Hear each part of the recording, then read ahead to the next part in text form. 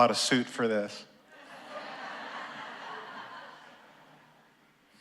What do you say to a man that thinks you just abducted his children? A better question is, how did I get myself into that situation to begin with? Well, I'm about to tell you. And go back to the summer of 2012. My wife, Laura, and I were getting ready for a big summer road trip. And what we were gonna do, we were gonna drive from Muskogee, Oklahoma, all the way to Seattle, Washington. So the origin and the destination had been set, but everything else was up in the air. We had plenty of time off. The one thing we knew for sure, two things we knew for sure, actually. One, that we wanted to stay in a nice hotel every night. And two, that we could not afford to stay in a nice hotel every night. So what we decided to do is we would alternate. So every other night we would stay in a nice hotel, but then on the alternating night, we would camp. And so a night in the wilderness was followed by a nice, air conditioning, restaurants. And then after a night in a Marriott or Hilton, it was back to the wilderness, pitch a tent with our sleeping bags. And it actually worked out pretty well, and this is how we wound our way west through the country.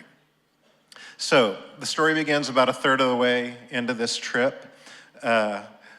It was not one of those luxury hotel nights, it was one of those camping nights. We were in New Mexico at a campground just outside of Santa Fe called Hyde Park. Drove through the campground, picked out our campsite, paid the fee, pitched our tent for a night under the stars. The next morning we were up early, packed up all our gear, put our gear in the car. We had plans to go to town for a nice brunch. But since we had a little extra time, we decided to go on a hike before we headed to town. So the hike was over. We were coming back toward our car and our campsite, and we noticed there's a park ranger and two children standing right beside our car, and the park ranger seems to be kind of flustered. And as we get closer, he says, "Sir, ma'am, is this your car?" "Yes." "May I have your permission to put these children inside of your car for their protection?" And I was like, absolutely, yes, you have it. I click the fob, open the doors. He puts the two kids in the back seat of our car, shuts the doors, and I'm like, okay, so what the hell is going on? And he didn't say a word, he just pointed right across the road to a gigantic bear that was rummaging through the campsite. And I'm like, okay, this makes sense now. But does it? I said, I understand those two kids would be more safe in our car, but wouldn't my wife and I also be more safe if we were in the car too? And he's reluctantly, he goes, yeah, you two probably ought to get in the car too. Laura and I get in the front seat, shut the doors, and thus began 20 of the most awkward minutes of my life. I looked in the rearview mirror at our new passengers, little boy, little girl, the boy being the oldest, and he explained that they were on a camping trip with their dad. That morning they had driven through the campground, picked what they thought was the best campsite, which was right next to ours. Dad dropped off the gear and the kids, and Dad drove back to the entrance to register and pay his fee. That's when the bear showed up, and that's when the park ranger showed up. Park ranger was on foot, so he didn't have a vehicle to put him in. So now our vehicle was their shelter and our shelter. So as the four of us sat there in awkward silence, all I could think about were these two poor people, scared, embarrassed, in the middle of the woods, fleeing a bear and not knowing what to say to the strange people they were just forced into a car with. And those two kids in the back seat weren't having any fun either. So, as if it couldn't get any more strange, the park ranger decides he needs to get in the car with us too. So now all five of us are in the car. The bear's not going anywhere. The bear apparently wants to set up camp just like everyone else.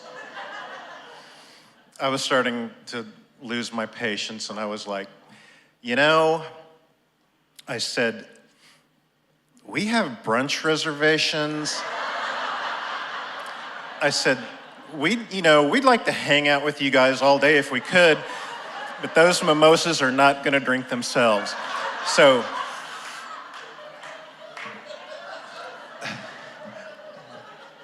and I know what you're thinking. So you were gonna force those people out of your car and into danger? What you need to understand is my wife and I were also in danger. We were in danger of missing a really nice brunch. So I had a proposal. I said, this car has some unique abilities. What if, hypothetically, I was to start up the car and we drove it to another location that didn't have a bear? And the ranger did not immediately greenlight this idea for reasons I would learn later. But eventually he agreed, and we decided to drive to the ranger's office, which was just outside the front entrance to the campground. And I remember on that drive back to the ranger's office, I remember Laura explaining to the kids the definition of the word brunch. And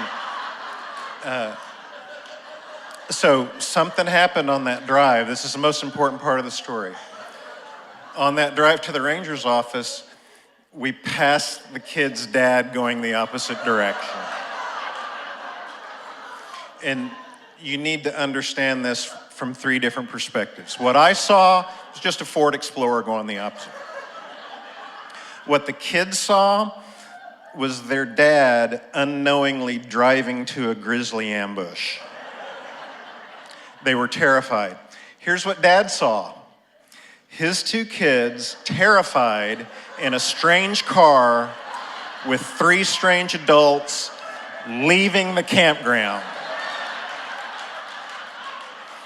He did the quickest U-turn I've ever witnessed.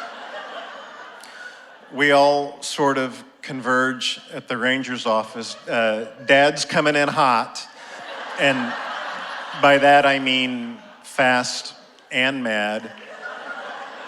And look, I don't know what to say to a man that thinks you just kidnapped his children, but I now know what not to say.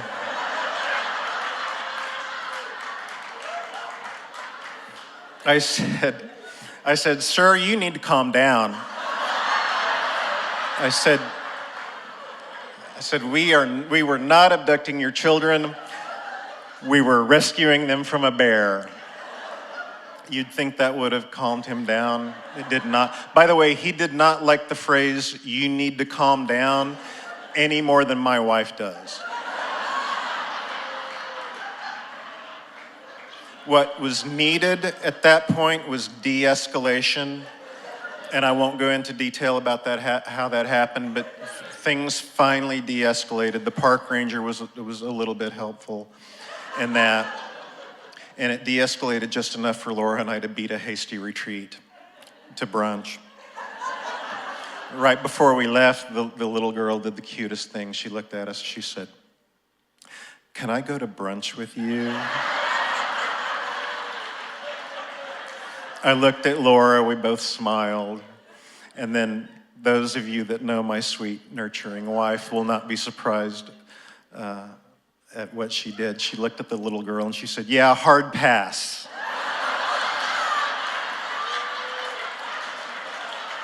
And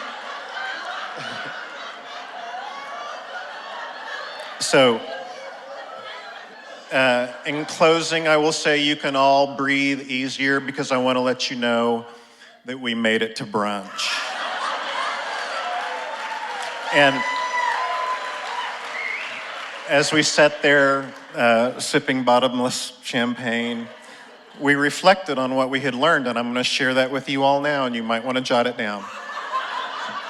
If you ever find yourself with strange kids in your car, do not, I repeat, do not transport them to what could be perceived as a secondary crime scene. Thank you.